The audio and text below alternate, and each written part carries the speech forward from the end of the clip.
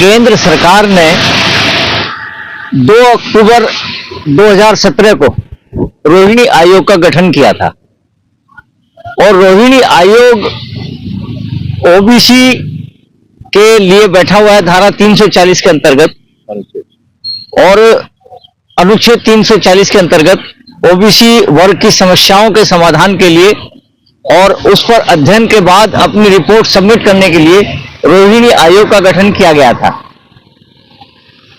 इस आयोग ने अपनी रिपोर्ट राष्ट्रपति महोदया को सौंप दी है, ऐसा हमारी जानकारी में आया है। लेकिन रिपोर्ट में क्या कहा गया है ये अभी कुछ स्पष्ट रूप से सामने नहीं आया है। ओबीसी वर्ग के मामले में एक आयोग का पहले गठन हुआ था, राघवेंद्र शर्मा आयोग, जिनने उत्तर प्रदेश सरकार को अपनी रिपोर्ट दी थी। उन्होंने 3 भागों में ओबीसी वर्ग को बांटते हुए आरक्षण का बंटवारा किया था। अब रोहिणी आयोग ने क्या किया है ये कुछ पता नहीं है, लेकिन हमारा आज जो यहाँ पर आने का मकसद था राष्ट्रपति भवन में और राष्ट्रपति महोदया को ज्ञापन सौंपने का जो मतलब था वो ये था कि कर्पूरी ठाकुर साहब जो सामाजिक न्याय के प्रणेता रहे हैं और जिन्होंने 1978 में सामाजिक न्याय के लिए एक फार्मूला लागू किया था और उन्होंने ओबीसी वर्ग को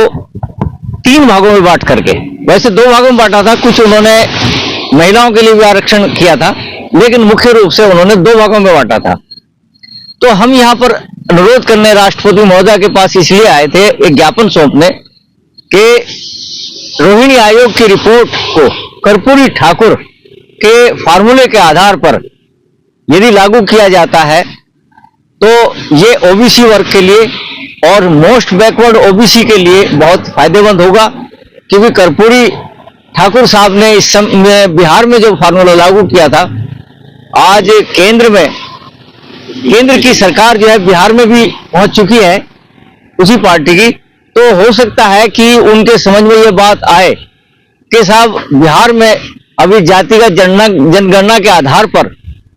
जो आपकी सरकार ने जो लागू किया है, क्या आप उसे यहां भी लागू करेंगे और क्या ओबीसी के लिए जो आरक्षण वहां 74% किया गया है, क्या आप उसे केंद्र सरकार के द्वारा भी लागू करेंगे और क्या रोहिणी आयोग का जो बंटवारा होगा ओबीसी वर्ग के बीच में आरक्षण के बाद जो होगा, वो जो सामने आ जाएगा, क्या आप उसको कर्पूरी ठाकुर के फार्मूले को आधार मान करके आप चलेंगे? ये हमारा मांग है और हम ये चाहते हैं कि सरकार इस पर विचार करे और आयोग भी इस पर विचार करे। राष्ट्रपति महोदया से हम अनुरोध करने आए हैं कि वो अपनी तरफ से दिशा निर्देश इस मामले में आयोग को दे, ताकि जो है मोस्ट बैकवर्ड क्लास का भी उतना ही भला हो सके, ताकि ओबीसी वर्ग में कुछ वर्ग ऐसा है कि जो बंटवारा सही प्रकार से नहीं होने दे रहा है और कुछ वर्ग वंचित रह चुका है बहुत काफी समय से, उनको भी न्याय मिले। ये हमारा धन्यवाद। अभी आपने कहा बिहार के अंदर जिस तरीके से 74% ओबीसी समाज को दे दिया गया जी आरक्षण, उसके बाद अब सरकार भी पलट गई है, वहाँ पर केंद्र की सरकार भी काम कर रही है। हाँ। तो क्या ये माना जाए कि वहाँ पर केंद्र सरकार ने इस चीज को मान्यता दे दी है? देखिए, हमारा तो मानना यही है कि वहाँ पहले नीतीश कुमार की सरकार थी, जनता दल एस के माध्यम से, राजद के माध्यम से, और वो जो है अब वो पलट करके, पहले केंद्र सरकार हो सकता है ये पार्टी उनका विरोध कर रही थी, लेकिन अब चूंकि नीतीश कुमार जी इसमें एनडीए में आ चुके हैं और एनडीए का ही एक घटक, एनडीए की ही वहां एक तरीके से सरकार बना चुकी है और नीतीश कुमार के 74% के जो उन्होंने जनगणना कराई थी उसके आधार पर 74% ओबीसी को उन्होंने आरक्षण दिया था। तो हम इस बात को लेकर आश्वस्त हैं कि केंद्र सरकार में जो पार्टी इस समय सत्तारूढ़ है यानी बीजेपी केंद्र सरकार के स्तर पर भी इस बात को लागू करेगी और जो ओबीसी का आरक्षण फिलहाल 27% जो दिया जा रहा है, हम ये मान करके चल रहे हैं कि यहां पर भी वो 74% लागू करेंगे।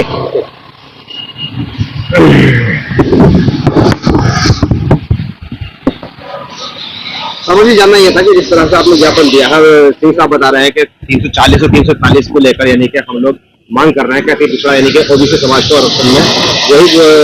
लागू किया जाए जो कर्पूरी फार्मूला है। सवाल ये बनता है कि जिस तरह से आप लोग मांग कर रहे हैं तो राष्ट्रपति में ज्ञापन दे दिया आपने राष्ट्रपति को, प्रधानमंत्री कहते हैं कि वो ओबीसी समाज के हैं और बाकी तो पार्टियां काम कर ही रही हैं, तो ज्ञापन देने की क्या आवश्यकता पड़ गई? देखिए, सर्वप्रथम मैं आपको धन्यवाद करना चाहूंगा और पूरे दर्शकों को धन्यवाद करता हूं कि साथियों, जो हमारे देश की स्थिति है, जो व्यवस्थाएं हैं, जो संविधान में निहित व्यवस्था है, उसके अकॉर्डिंग पूरा इस देश के जमीन पर कोई काम नहीं हुआ। अनुच्छेद 330 कहता है, उसमें 131 सांसद पार्लियामेंट में बैठते हैं, उनके विधानसभा में जाते हैं, उनके IAS IPS होते हैं, 330 के अंतर्गत सारी व्यवस्थाएं उनकी है। लेकिन वहीं पर जो संविधान कहता है कि अनुच्छेद 340 341 के तहत 1930 और 31 की जाति जनगणना पर जो लोग छूट गए, जिसे डिप्रेस क्लास कहा गया, उनको आज तक कोई अधिकार नहीं प्राप्त हुआ, जिसको लेकर पीछे हमने अगस्त में रिमाइंडर दिया था, पहला रिमाइंडर दिया था महामहिम राष्ट्रपति महोदय को, और हमारे साथ कई सामाजिक संगठनों ने भी रिमाइंडर भेजा था, जिसमें ह्यूमन राइट्स था, सामाजिक न्याय आंदोलन केटी था, सत्य शोधक समाज था और महिला चाइल्ड केयर था, इस सक्षम स्त्री चाइल्ड केयर संगठन राजबाला सैनी का है। तमाम संगठनों के लोग, बंसल ने दिया, इंडिया MCA ने दिया, साथ न्याय पार्टी के राष्ट्रीय अध्यक्ष को भी लगा कि हमारा समाज अभी वंचित रह गया है, और इन समाज के मैदान में आई कमर कस के, इनको भी लगा कि अधिकार प्राप्त नहीं है। जब तक अनुच्छेद 340 और 41 नहीं लागू होता है पूर्ण रूप से, तब तक इस समाज का भला होने वाला नहीं है। आपने कहा कि प्रधानमंत्री पिछड़ी जाति के हैं,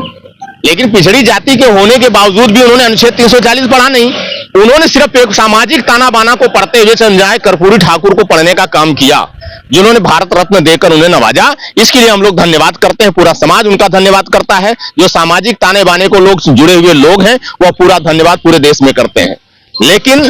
बात इसकी ये नहीं है, बात तो ये आती है कि जो अभी हमारी जो मांग चल रही है, इस मांग पर महामहिम राष्ट्रपति महोदय को रोहिणी आयोग ने रिपोर्ट सौंप दिया गया, लेकिन वह अंदर कौन सा जिन्नात बैठा है, ये किसी पूरे समाज को पता नहीं है। जहां तक बताया जाता है कि सीमांत किसान, लघु किसान और शिल्पकार के नाम से 3 डिवीजन में बनने की बात आ रही है, और इनकी बात चल रही है कि अगर हम इसमें डिवाइड करते हैं, जहां तक लोग कह रहे हैं कि शिल्प में भी 2 भाग होने वाला है, यानी 4 वर्ग में रोहिणी आयोग को डिवाइड करने की बात चल रही है। तो इस कारण इस व्यवस्था को लेकर अगर 4 भाग में अगर मान लो रोहिणी आयोग बढ़ जाता है, या मतलब वो लागू होता फार्मूला, तो उसमें दिक्कत क्या है? देखिए, कोई दिक्कत नहीं है, जिसका सर्व सम्मान से हम इनका स्वागत करते हैं कि रोहिणी आयोग को 4 भागों में बांटकर डिवाइड करके लोगों तक दें,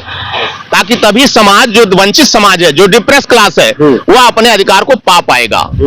वह IAS PCS हो सकता है, वह विधानसभा लोकसभा में जा सकता है, वह पूरे समाज का एक सांचा बदल सकता है और बराबरी के स्तर पर आ सकता है। जो देश में ऊंच नीच की खाई खत्म हो जाएगी। फिर भी आज आरक्षण की बात आ रही है, तो आज कल यानी कि सुप्रीम कोर्ट ने बहुत बड़ा बयान दिया है, कि कहा है कि भाई जो लोग यानी कि आरक्षण प्राप्त कर चुके हैं वो छोड़ दें,